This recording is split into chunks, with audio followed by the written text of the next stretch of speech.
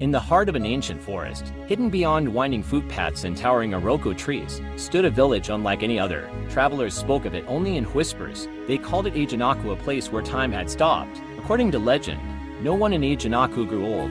For generations, the villagers looked exactly the same. Children remained children for years, adults never developed wrinkles, and no funerals were ever held.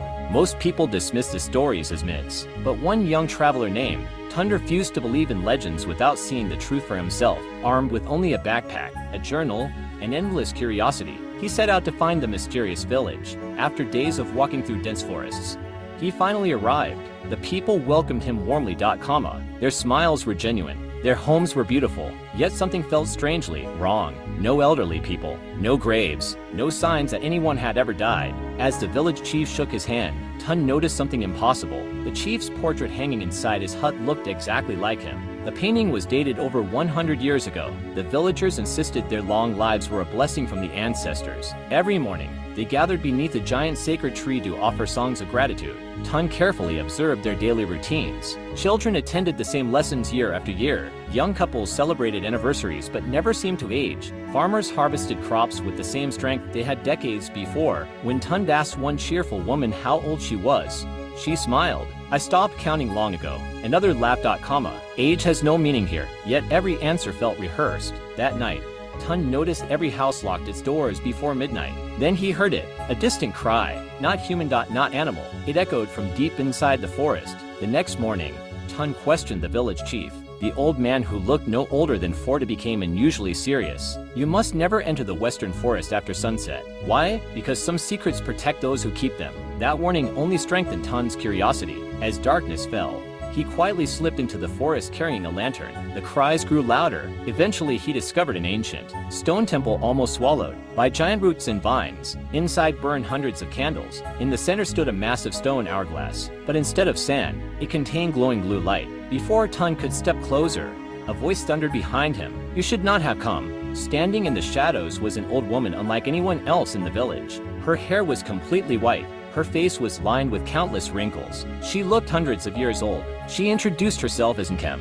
"I am the keeper of time." She revealed the truth. Long ago, a terrible plague threatened to wipe out the village. The desperate villagers begged the forest spirits for mercy. The spirits granted eternal youth but demanded a price. Time itself would be imprisoned inside the enchanted hourglass. As long as the hourglass remained full, no one would age, but someone had to guard it forever. Nkem had volunteered, while everyone else remained young.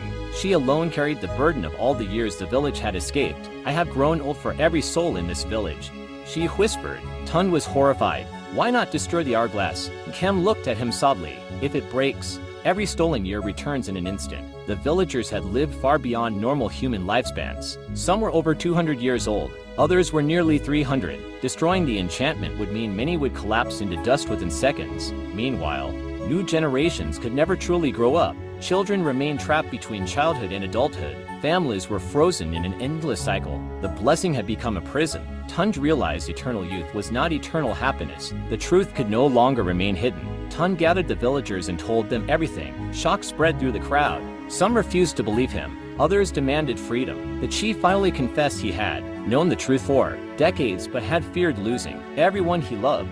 The villagers argued through the night. Finally, they voted. They chose mortality over endless imprisonment. With trembling hands, Nkem placed the enchanted hourglass before the people. "This choice belongs to all of you." The chief stepped forward. He raised a sacred staff, then brought it crashing down. The hourglass shattered. A brilliant wave of blue light swept across the village. The earth trembled.